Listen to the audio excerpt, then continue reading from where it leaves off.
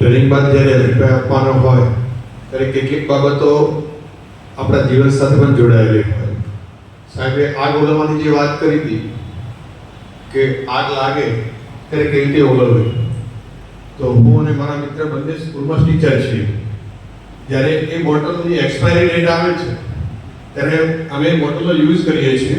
ધોરણ 3 થી 8ના બાળકોને એક બાજુ બેસાડીએ છીએ અને આજુબાજુમાંથી જે કંઈ મટીરિયલ મળે એને સળગાવીએ છીએ અને પહેલા શિક્ષક ડેમો કરે છે, ત્યારબાદ વિદ્યાર્થીઓને બોટલ ઉપાડી કેવી રીતે ઓલવવી એ પણ બતાવી દઈએ છીએ.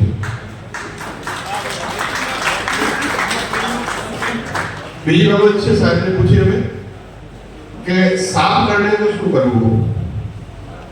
હવે એના સંબંધે એક બાબત હતી. સરકાર તરફથી અમને ગ્રાન્ટ આપવામાં આવી હતી કે આપત્તિ વ્યવસ્થાપન માટે તમે કઈ સાધનો ખરીદી શકો.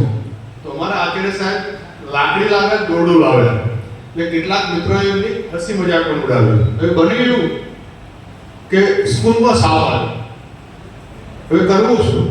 તો મને નાક પાસો બનાવતા આવડતું, તો મેં નાક પાસો બનાવ્યો અને એ લાકડીનો ઉપયોગ એક સાપ પકડવા માટે કર્યો અને સાપને પકડીને બહાર મૂકી આવે. એટલે એક વર્ષમાં 3 સાપ એ રીતે પકડીને બહાર મૂકી આવે. આપત્તિ વ્યવસ્થાપનમાં નાનામાં નાની વસ્તુ પણ આપણા ઉપયોગમાં આવે છે. સાહેબે સરસ રીતે આપણને સમજાવ્યું છે અને સતત 4 કલાક આપણે બેસી રહ્યા છીએ એનો મતલબ આપણને આમાં રસ પડ્યો છે. મને તો ખૂબ સારો રસ પડ્યો છે.